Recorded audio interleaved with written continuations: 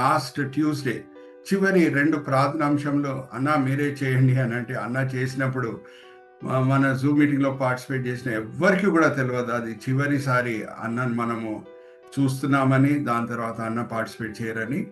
నేను ఎప్పుడు కూడా ప్రసంగిలో ఉన్న మాటలు జ్ఞాపకం చేసుకుంటాను. 12వ అధ్యాయము 10వ వచనంలో ఏముందంటే, ప్రసంగి ఏ మాటలు మాట్లాడినా సరే ఇంపైన మాటలు వాడేను అనే మాట అక్కడ ఉంటుంది. ఏ మాటలు మాట్లాడినా సరే. అందుకే నేను కొన్ని రైమింగ్ వర్డ్స్ వాడి ఈరోజు ట్రిబ్యూట్ నేను పంచుకుంటున్నాను. ఇంపైన మాటలు వాడాలని నా మనసులోతు నుంచి ప్రేరేపణ వస్తున్నది. మొదటిది ఏంటంటే, అందరు కూడా పంచుకున్నది ఆయన గురించి ఈరోజు రైమింగ్ వర్డ్స్ నేను వాడతాను. మొదటిది బ్రెవిటీ. బ్రెవిటీ అంటే క్లుప్తంగా మాటలు మాట్లాడేవారు, కానీ ఆ మాటల్లో ఎంతో బలం ఉండేది, ఎంతో సారం ఉండేది. మాటలు తక్కువే, ఇంకా ప్రార్థన కూడా తక్కువే, కానీ ఎంతో సారంతో కూడిన మాటలు. ఇంకా మ్యాన్ ఆఫ్ యాక్షన్ అనే మాట కూడా మనకు తెలుస్తుంది. Is a man of few words but man of action. Padma గారు కూడా ఎంత చక్కని సాక్ష్యం పంచుకున్నారు చూడండి. జేపీ అన్న ఎలాగ ఇనిషియేటివ్ తీసుకొని అక్కడ వెళ్ళి ఆ గ్రామ ప్రాంతంలో వేరే సేవకులను కూడా పోజేసి వాళ్ళని బలపరిచి వచ్చారనేది. సో మాటలు తక్కువే అండ్ యాక్షన్ ఎక్కువ. ఇంకా పద్మ గారు ఈరోజు పంచుకునే వరకు జేపీ అన్న కరీంనగర్ వెళ్ళారు, అక్కడ సేవలు వాడబడారు. పద్మాధాకర్ గారు ఇద్దరు కూడా కలిసిమెలిసి ఆ పరిచర్య చేశారనేది కూడా మాకు తెలియదు. అంటే is never person hogging lime light. నేను ఇది చేశాను అది చేశాను అని చెప్పుకునే వ్యక్తి కాదు.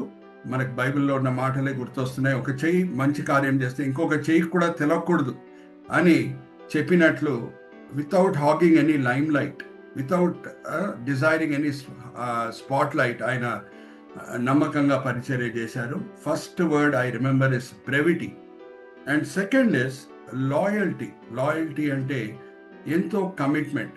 నేను చెప్తున్నాను చూడండి, సిపిఎం గ్రూప్లో ఉండుట అది ఒక ఎత్తు అయితే, సిపిఎం ఫిజికల్ మీటింగ్స్ కండక్ట్ చేయుట అది ఇంకొక ఎత్తు. You need lot of commitment to conduct a CPM meeting because it requires investment of time, talent and treasures. CPM పరిచర్య మీద ఆయన ఎంత ప్రేమ కలిగి ఉన్నాడు. బిషప్ సింగం గారి ఆలోచనల్ని ఆయన ఎంతగా రెస్పెక్ట్ చేస్తున్నారు. ఈ సిపిఎం గ్రూప్ స్థాపింపబడిందంటే ఒక ఉద్దేశంతో. బిషప్ సింగం గారు ఉద్దేశాలు చాలా మంచివి అని ఆయన మనసులో గ్రహించాడు. కాబట్టి ఈ గ్రూప్లో ఉండటమే కాదు, మరి నేను చెప్తున్నాను, ఈ గ్రూప్లో ఉండటం ఒక ఎత్తు అయితే సిపిఎం ఫిజికల్ మీటింగ్ కండక్ట్ చేయటం అది ఇంకొక ఎత్తు. It requires lot of loyalty, it requires lot of commitment. ఎందుకంటే అది సమయము, ధనము, ఇంకా తలాంతులు వాడే అది ఒక ఇన్వెస్ట్మెంట్, అది పెట్టుబడి. And he showed it through his actions. ఫిబ్రవరి 2025లో అందరిని పిలిపించి అక్కడ సిపిఎం ఫిజికల్ మీటింగ్ పెట్టారు. ఆయన ఆతిథ్యంని మనం రుచి చూసాము, ఆయన ప్రేమని మనం రుచి చూసాము. వాళ్ళ సంఘ సభ్యులు కూడా ఆయనని ఎంతగా ప్రేమిస్తున్నారు అనేది ఆ రోజు రుజువుపరచబడింది. అందరు కూడా ఆ రోజు week day, Tuesday as usual, and morning time ఎంతోమంది వాళ్ళ ఉద్యోగాలకు వెళ్తూ ఉంటారు, వాళ్ళ పనిలోకి వెళ్తుంటారు. కానీ వాళ్ళందరూ కూడా ఈ సిపిఎం మీటింగ్ సక్రమంగా జరగాలని ఆ రోజు ఏ పనులున్నా సరే, వేరే ఏం వ్యాపారాలు ఉన్నా సరే వచ్చి చక్కగా జేపీ అన్న ఈ మీటింగ్ ఆర్గనైజ్ చేసేటట్లు తోడ్పడారు. ఆ స్పందన ఎందుకు వచ్చింది? ఆ చర్చ్ మెంబర్స్ని అటువంటి స్పందన ఎందుకు చూపించారు? అటువంటి కోఆపరేషన్ ఎందుకు చూపించారు? ఎందుకంటే ఆయనని సమీపంగా చూసి ఆయన సాక్ష్యం చేత వాళ్ళందరూ కూడా ప్రభావితం అయ్యారు. ఒక కాపరి ఎంతగా దేవుణ్ణి ప్రేమిస్తున్నాడో, ఎంతగా ఆయన దేవుణ్ణి అర్థం చేసుకున్నాడో, ఆ లెవెల్కే ఆయన సంఘ సభ్యులను కూడా నడిపించగలుగుతాడు. మరి నేను చెప్తున్నా, ఒక కాపరి ఎంతగా దేవుణ్ణి ప్రేమిస్తున్నాడో ఆ లెవెల్కే ఆ సంఘ సభ్యులను కూడా తీసుకొని వెళ్ళగలుగుతాడు. దానికంటే ఎక్కువ ముందు తీసుకొని వెళ్ళాడు. తీసుకెళ్ళడానికి కూడా కుదరదు, ఎందుకంటే సంఘ సభ్యులు ఆయన జీవితంని చూస్తున్నారు కాబట్టి. సో ఆయన ఎంత సమర్పణ కలిగి ఉన్నాడు అనేది వాళ్ళని ఎంత ప్రభావితం చేసిందంటే, we could see so many church members all joining hands in organizing that CPM physical meeting. So first thing I remember is brevity, second is loyalty, and third is generosity. Bishop గారు కూడా చెప్పారు, ధారాళమైన మనసు కలిగి ఉన్న వ్యక్తి. ధారాళమైన మనసు లేకుండా ఉంటే ఫిజికల్ మీటింగ్ అవన్నీ పెట్టడానికి అంత ఈజీ కాదు.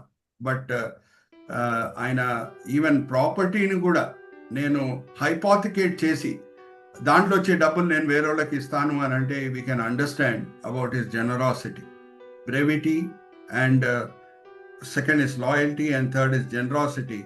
నాలుగోది ఏంటంటే టెస్టిమనీ. ఎంతోమంది భక్తులు మనకు గుర్తు చేస్తూ ఉంటారు, ఒక వ్యక్తికి మరణం ఉంటుంది కానీ ఆయన సాక్ష్యంకి మరణం ఉండదు. హల్లెలూయా, ప్రైజ్ ది లార్డ్. మరి చెప్తున్నాను, ఒక వ్యక్తికి మరణం ఉంటుంది కానీ ఆయన సాక్ష్యంకి మరణం ఉండదు. ఆ సాక్ష్యమే అనేకులను ప్రేరేపిస్తుంది. ఇప్పుడు మన మధ్యలో పేతురు లేడు, పౌలు లేడు, అపోస్తులు లేరు. వాళ్ళ ప్రసంగాలు మనం అందరం కూడా వినలేదు. ఆది సంఘం వాళ్ళు విన్నారు, ఆశీర్వదించబడారు. కానీ మనము పేతురు చేసిన అన్ని ప్రసంగాలు, పౌలు చేసిన అన్ని ప్రసంగాలు మనం వినలేదు, వినడానికి కూడా ఆస్కారం లేదు. కానీ ఎంతగా వాళ్ళు దేవుణ్ణి ప్రేమించారనే విషయము ఈ రోజు కూడా మనల్ని ప్రోత్సహిస్తున్నది. హల్లెలూయా, ప్రైజ్ ది లార్డ్. ఎవరన్నా అందరం విన్నామా అండి? పేతురు ప్రసంగాలు అన్నీ కూడా విన్నామా? ఆది సంఘం విన్నట్లు, ఆర్ పౌల్ ప్రసంగాలు అన్నీ కూడా మనం విన్నామా? ఆది సంఘం విన్నట్లు మనం వినలేదు. కానీ ఎంతగా వాళ్ళు దేవుణ్ణి ప్రేమించారనే విషయము 2000 సంవత్సరాల తర్వాత కూడా మనల్ని ప్రోత్సహిస్తుంది. ఒక వ్యక్తికి మరణం ఉంది కానీ ఆయన సాక్ష్యంకి మరణము ఉండదు. And last word which I want to use is expectancy. Expectancy అంటే మన శుభప్రదమైన నిరీక్షణ. అవును, శారీరక ఎడబాటు జరిగింది. జేపీ అన్న మనతో భౌతికంగా లేరు, కానీ మనల్ని ఓదార్చే విషయం, కుటుంబ సభ్యులను ఓదార్చే విషయం, వాళ్ళ సంఘ సభ్యులను ఓదార్చే విషయం ఏంటంటే తిరిగి మనం ఒక దినము జేపీ అన్నని మనం కలుసుకోబోతున్నాం. హల్లెలూయా, ప్రైజ్ ది లార్డ్. అది మన శుభప్రదమైన నిరీక్షణ అయి ఉన్నది. That is expectancy. అండ్ మనం క్రైస్తవులం కాబట్టి, యేసుక్రీస్తు ప్రభు వారి శిష్యులం కాబట్టి, ఆయన రక్తం చేత కొనబడాం కాబట్టి, మన పేర్లు జీవ గ్రంథంలో రాయబడి ఉన్నాయి కాబట్టి మనకి శుభప్రదమైన నిరీక్షణ ఉంది. వేరొలకి శుభప్రదమైన నిరీక్షణ లేదు.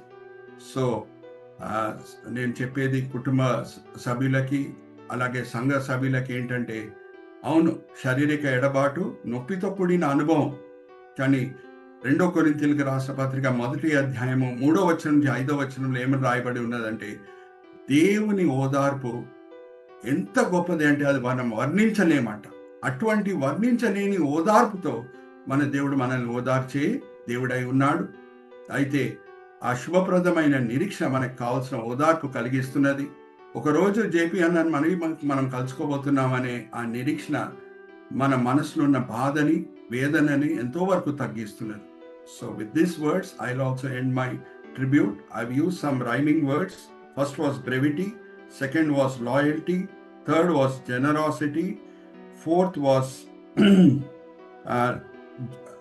testimony, and fifth was expectancy. ఈ మాటలు నేను ముగిస్తున్నాను.